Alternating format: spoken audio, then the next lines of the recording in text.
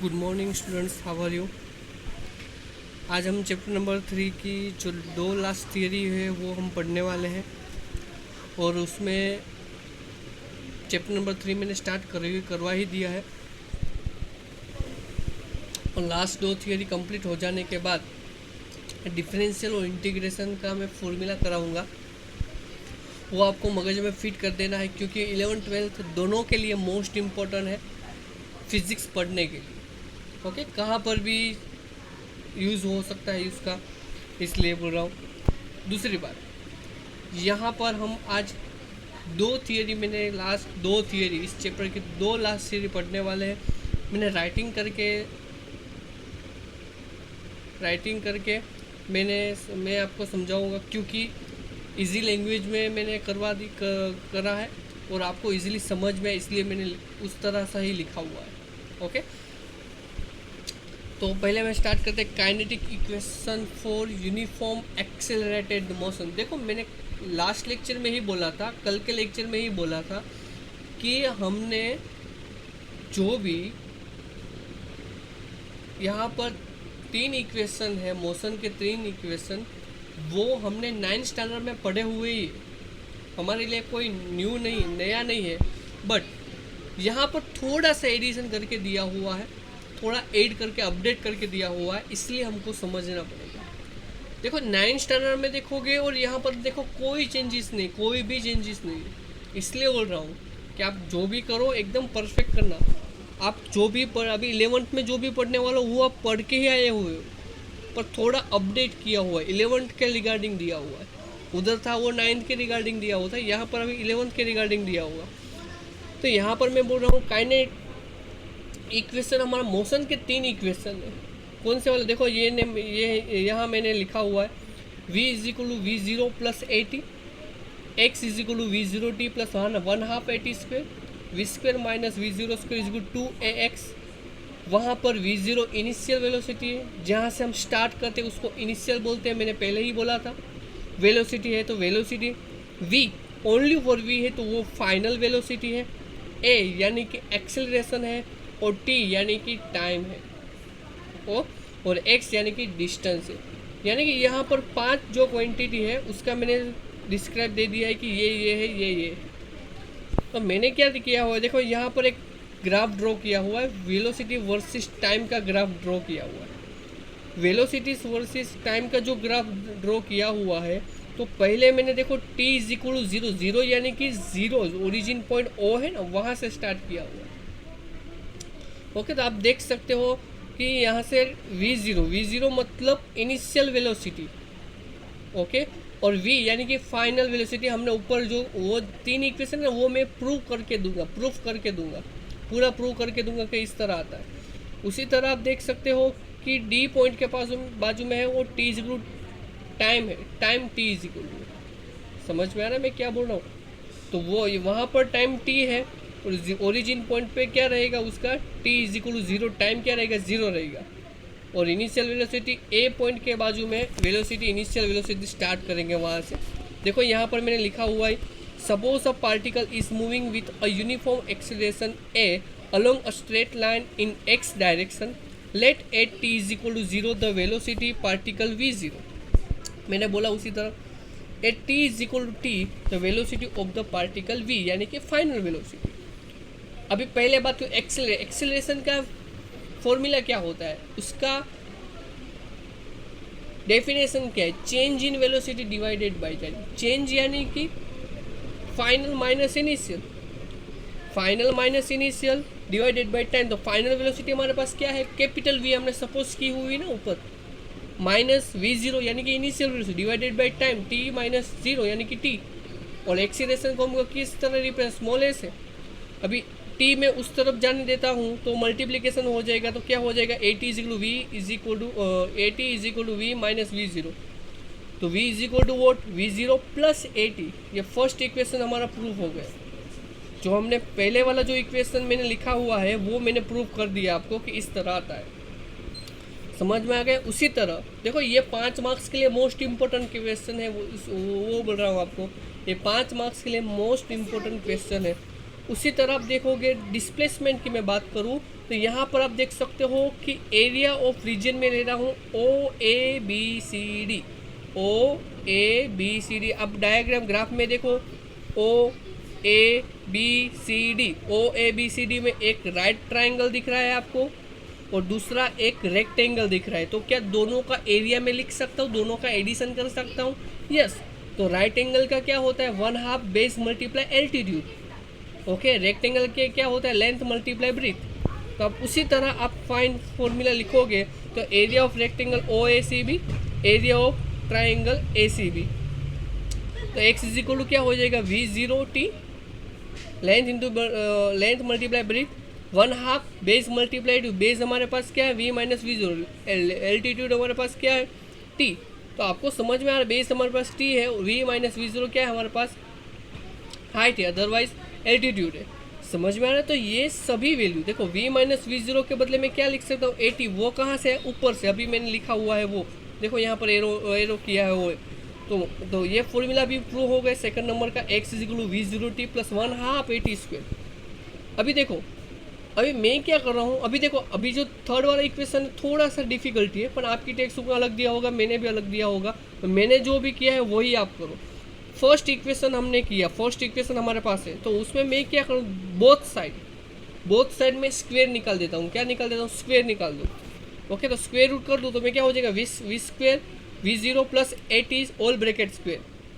अभी V square तो ऐसे ही रहेगा, V0 प्लस 80 स्क्वायर का क्या हो जाएगा पूरा का पूरा, तो वो हम क्या फॉर्मूला यूज़ करेंगे फैक्टर का फॉर्मूला यूज़ करेंगे। कौन सा? A plus be all bracket square, A square plus 2AB plus B square, वो हमने पढ़ा हुआ ही।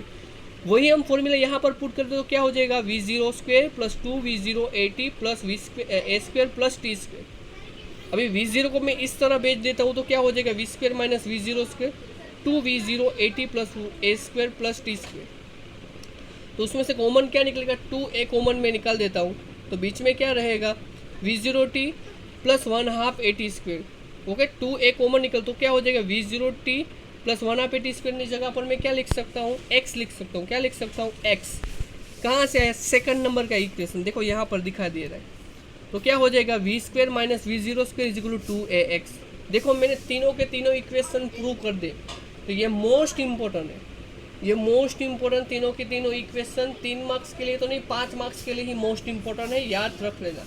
मैं जब भी एग्जाम लूँगा तभी मैं ये पूछूंगा ही, याद रखना, मगज में फिट कर देना, बाद में बोलना मत सर आपने तो बोला नहीं इस तरह इक्वेशन आता है।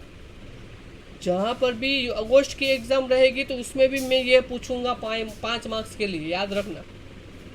समझ में आ रहा है? रिलेटिव वेलोसिटी की बात करो, रिलेटिव यानी कि आपने जो रिलेटिव यानी कि हम क्या बोलते हैं कि ये हमारे रिलेटिव है, ये हमारे रिलेटिव है, तो यहाँ पर हम रिलेटिव वेलोसिटी की बात करते हैं। तो देखो रिलेटिव वेलोसिटी होगा तो उसमें दो तरह की वेलोसिटी रहेगी। रिलेटिव किसको बोलते हैं? मैं और मेरा जो भी रिलेटिव यानी कि दो के बीच में बात रहेगी, अदरवाइज तीसरा भी हो सकता है। एक को ही रिलेटिव नहीं बोलते कि मैं ही अपने का ही रिलेटिव हूँ, मैं ही अपना ही मैं ही रिलेटिव हूँ अपना ही, तो ऐसा नहीं बोल सकता हूँ मैं। तो रिलेटिव को क्या बोलते हैं हम लोग कि सामने वाला भी अथवा दूसरा कोई भी हो सकता है। ओके, तो रिलेटिव वेलोसिटी मैं बात कर रहा हूँ। तो यहाँ पर हम मोशन की बात करेंगे। Motion is a relative concept. Our common experience is that for a person sitting in a train, the speed of a flying in the train along the direction of moving train appears to be less observed by the person standing on the ground. देखो यहाँ पर एक example दिया हुआ है, आप पढ़ सकते हो इजीली कि एक ट्रेन है, ओके, उसमें पर्सन बैठा हुआ है, ओके, इसमें वो मक्खी होती है फ्लाई, वो उड़ रही है। समझ में आप direction in moving appears to be less observe the person of standing on the ground. Okay, तो इसकी कंपैरिजन हो रही है। देखो दूसरा क्या दिया हो, if the flying is moving in the direction opposite to the motion of the train, the stationary person on the ground will be speed of the flight to be less than speed of the train. To understand the such observation we now the introduce the concept of a relative velocity। यानी कि देखो मैं बैठा हुआ हूँ train में, तो मेरे बाजू में कोई चीज़ पड़ी हुई है, सिंपल से यहाँ पर तो मक्खी का एग्जांपल दिया हुआ है, तो मेरे बाजू में जो भी बैठा हुआ है वो भी मोशन ही कर रहा है। ओके, प्लेटफॉर्म ऊपर मैं देखता हूँ तो मेरे को लगता है कि प्लेटफॉर्म मूवमेंट कर रहा है, समझ में, तो ये रिलेटिव वेलोसिटी बोलते हैं। ओके, तो यहाँ पर हम उसका फॉर्मूला फाइंड आउट करेंगे। देखो यहाँ पर एक let A B frame the reference of the associated with the person standing on the ground, B is frame of the reference associated the train is moving with uniform velocity. Okay, with uniform velocity both these reference the frames of initial frames of reference, let us denoted fly with p x p a b a position p with respect to origin of frame reference। आप देख सकते हो यहाँ पर देखो origin point ओ है, ओ से लेकर ओ ग्राउंड तक की बात की हुई है। यहाँ पर रेफरेंस फ्रेम ऑफ ट्रेन बात की हुई है, यहाँ पर ग्राउंड की बात की हुई है। तो आप देख सकते हो एक्स बी का मीनिंग क्या होता है, सिंपल सा ए टू बी, यानी कि जो ए वाला है उल्टा बोलने का, यहाँ पर उल्टा देखो ऊपर दिया हुआ है वो भी इक्वल है, यहाँ पर भी एक्स बी ए का मीनिंग क्या, उल्टा बोलने का। ए से कहाँ जा रहा है, बी पॉइंट पे ऊपर जा रहा है। यहाँ पर देखो एक्स पी बी यानी कि क्या होता है, बी से लेकर कहाँ पे जा रहा है, पी पॉइंट पर जा रहा है। और एक्स पी ए यानी कि उसका मीनिंग क्या होता है, ए से लेकर पी तक जा रहा है। तो अभी इसका मीनिंग क्या होगा, X P A is equal to क्या, X P B plus X B A, दोनों का एडिशन हो गया, टोटल हो गया। अभी उसका डिफरेंशियल में कर देता हूँ विथ रिस्पेक्ट टू टाइम, यानी कि डी टी। तो क्या हो जाएगा, D X P A divided by D T, D X P B divided by D T plus X B A divided by D T. तो क्या हो जाएगा, V P A is equal to V P B plus V B A. उसमें से मैं we B ए को leader बना देता हूँ, तो क्या हो जाएगा, V P A minus V P B. तो यहाँ पर देख सकते हो वी पी ए क्या है, वी पी बी क्या है, वी बी क्या है, velocity with of reference frame B, okay, reference frame A. Okay, उसी तरह आप देखो यहाँ पर एक एग्जांपल लिया हुआ है, प्लस अलग अलग वेलोसिटी दी हुई है। ओके, तो यहाँ पर आप देख सकते हो। ओके, तो यहाँ पर देखो वी बी ई का मीनिंग क्या होता है, V G A minus V G B. Okay, ground की बात की हुई है इसलिए जी रिप्रेजेंट किया। उसी तरह V B A is equal to V B G minus V A G, यानी कि V B minus V A. उसी तरह बात की हुई ए की बात की हुई है, V A G minus V B G, यानी कि V A minus V B, यानी कि दोनों एक दूसरे के क्या है, ओपोजिट है। देखो V B minus V A minus V B, दोनों एक दूसरे को क्या, V B A is equal to मैं क्या लिख सकता हूँ, माइनस वी ए बी भी लिख सकता हूँ, दोनों एक दूसरे के ओपोजिट है। यहाँ पर देखो रिलेटिव डिस्प्लेसमेंट दिया हुआ है, रिलेटिव का मतलब क्या होता है। ओके, देखो रिलेटिव डिस्प्लेसमेंट, अभी मैंने वेलोसिटी की बात की, अभी मैं डिस्प्लेसमेंट की बात करूँ, डिस्प्लेसमेंट में क्या होगा, उसी तरह जिस तरह आगे हमने किया उसी तरह यहाँ पर किया हुआ है। देखो यहाँ पर एक्स ए और X B are their position of coordinates, then T is equal to D. देखो पहले क्या दिया हुआ है, T is equal to 0, position T is equal to 0 दिया हुआ है। दूसरा क्या दिया हुआ है, T is equal to time दिया हुआ है। एक्स ए 0, देखो यहाँ से ए से लेकर 0 तक की, 0 से लेकर ए तक की बात की हुई है, 0 से लेकर बी तक की बात की हुई है। एक्स बी 0 दिया, पहली की वेलोसिटी वी ए, दूसरी की वेलोसिटी वी बी है। उसी तरह एक्स ए डिस्टेंस नीचे टी टाइम की बात करूँ तो X A X B minus X A V A V B. तो टाइम की मैं बात करूँ कि एक्स ए और X B are linear, are their position coordinates then at T is equal to T, X A is equal to X A 0 plus V A T, X B is equal to X B 0 plus V B T. उसी तरह T is equal to time की बात करता हूँ, X B minus X A कर देता हूँ तो ये आ जाएगा। आपको लगता है सर तो ये कहाँ से आया, x A 0 V A T का मीनिंग क्या, तो वी ए टी वेलोसिटी का फॉर्मूला यूज़ करो, वेलोसिटी को डिस्प्लेसमेंट अपॉन टाइम, तो डिस्प्लेसमेंट में उसका लीटर बना दो, तो क्या हो जाएगा, वेलोसिटी मल्टीप्लाई टाइम हो जाएगा। उसके लिए ये फॉर्मूला यूज़ किया हुआ है। Ready, X B 0 minus X A 0, particle B with respect to particle. Okay, तो यहाँ पर अलग अलग दिया हुआ है, V A is equal to V B हो जाएगा, दोनों की वेलोसिटी इक्वल हो जाएगी तो दोनों एक दूसरे के ऑपोजिट हो जाए, X B minus X 0, X B O minus X 0। दूसरा अलग अलग केस लिए हुए, V A greater than V B ले लूँ तो मतलब वेलोसिटी ए की ज़्यादा है वी बी की कम है, तो यहाँ पर देख सकते हो, देखो ग्राफ के रिप्रेजेंट दिया हुआ है। Okay, X B 0 is equal to X A 0, V A is equal to V B. Okay, तो यहाँ पर भी आप देख सकते हो। दूसरा क्या दिया हो, V A greater than V B हो जाएगा तो एक टाइम आएगा कि दोनों एक बीच में टाइम क्रॉस करेंगे तो V A greater than V B होगा। ओके, दूसरा क्या दिया, V B greater than V B होगा तो क्या होगा, okay, V B greater than V B तो क्या हो जाएगा, relative displacement both particles increase with time, दोनों एक साथ टाइम की रिगार्डिंग आगे बढ़ेंगे। Therefore they will never meet on their part, कभी भी वो मिलेंगे नहीं।